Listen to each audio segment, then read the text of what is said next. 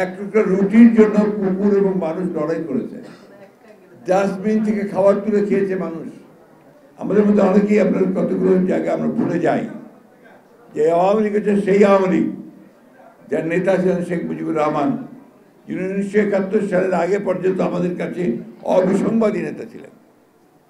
সেই নেতা স্বাধীনতার পরে পরেই পাকিস্তান থেকে ফিরে এসে বাংলাদেশকে গঠন করবার নাম করে এটাকে একটা দুর্নীতির আখড়াতে পরিণত করেছিলেন এবং অতি অল্প সময়ের মধ্যে তাদের দুঃশাসন এমন একটা পর্যায়ে গিয়ে পড়েছিল দুর্নীতি যে এই দেশে আমরা একটা ভয়ঙ্কর একটা ভয়াবহ একটা দুর্ভিক্ষ হয়েছিল, যেখানে লক্ষাধিক মানুষ মৃত্যুবরণ করেছিল।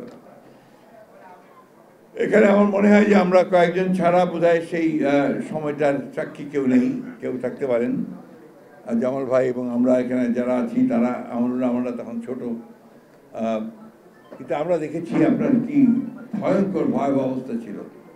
এক টুকরা রুটির জন্য কুকুর এবং মানুষ লড়াই করেছে। ডাস্টবিন থেকে খাবার তুলে খেয়েছে মানুষ। লঙ্গরখানাতে গিয়ে ভালো ভালো পরিবারের সচ্ছল পরিবারের লোকের গিয়ে লাইন দিয়েছে খাওয়ার একটু খাওয়ার জন্য।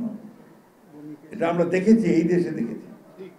সুদবিহীন ব্যাংকিং এ আত্মশুদ্ধির পথ এনআরবিসি ব্যাংকের ইসলামিক ব্যাংকিং আল আমিন। আমরা দেখেছি যে একজন মহিলা নাম বাসন্তী, পত্রিকায় এসেছিল ইত্তেফাকে, বিরাট করে ছবি দিয়ে।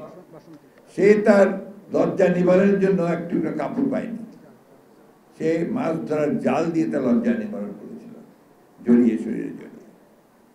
এই সময়ে তৈরি করেছিল আওয়ামী লীগ এবং নেতৃত্ব ছিল শেখ মুজিবুর রহমান। এই কথাটা আমরা বারবার বলতে হয়, মনে করিয়ে দিতে হয়।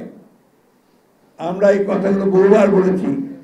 আওয়ামী লীগ একটা দল, যে দলটি গণতন্ত্রে কোনোদিনই বিশ্বাস করতো না, কিন্তু গণতন্ত্রের কথা বলতো, আর যখনই ক্ষমতা পেত তখনই ফ্যাসিবাদের দিকে চলে যেত। এবং আপনারা তো এখন এই কয়েক বছর দেখেছেন অনেকেই তাকে, আমরা দেখেছি সেই সময়, তখন তো আরো ভয়াবহ ছিল। নাম উচ্চারণ করা যাবে না, ভিন্ন নাম, এক নেতা এক দেশ, বঙ্গবন্ধুর বাংলাদেশ, এই ছিল স্লোগান। আর দফা এক, দাবি এক, সবকে মুজিবের দাবি, মুজিববাদ।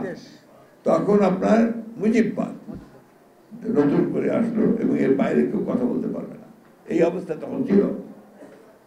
এবং এই কারণেই তখন জাসুদের সৃষ্টি হয়েছিল। ওই আওয়ামী লীগ থেকেই তরুণ কিছু নেতা তারা এর বিরোধিতা করে বেরিয়ে এসেছিলেন, রব সাহেবের নেতৃত্বে, জলিল সাহেবের নেতৃত্বে, এবং পেছনে সিরাজুল আলম খান সাহেব ছিলেন। এটা তখন প্রয়োজন জনগণের আকাঙ্ক্ষাকে পূরণ করবার জন্য তারা বেরিয়ে এসেছিলেন, কিন্তু তারাও টিকতে পারেননি। অতি অল্প সময়ের মধ্যে তাদেরকে নিশ্চিহ্ন করা হয়েছে। রক্ষী বাহিনী তৈরি করা হয়েছিল একটা। আমরা কেন জানি না, জাতি শুধু ভুলে যাই। সেই রক্ষী বাহিনী দিয়ে নির্মম অত্যাচার, নির্যাতন। এখানে জামাল হায়দার ভাইরা আছেন, তাদের অনেক ছেলেকে সেদিন হত্যা করা হয়েছে। সিরাজ শিকদারকে হত্যা করা হয়েছে। এই যে আপনার গুম করে হত্যা করা অথবা আপনার বিনা বিচারে হত্যা করা, এই শেখ মুজিবের আমলেই শুরু হয়েছে। এই কথা অস্বীকার করার কোনো উপায় নেই।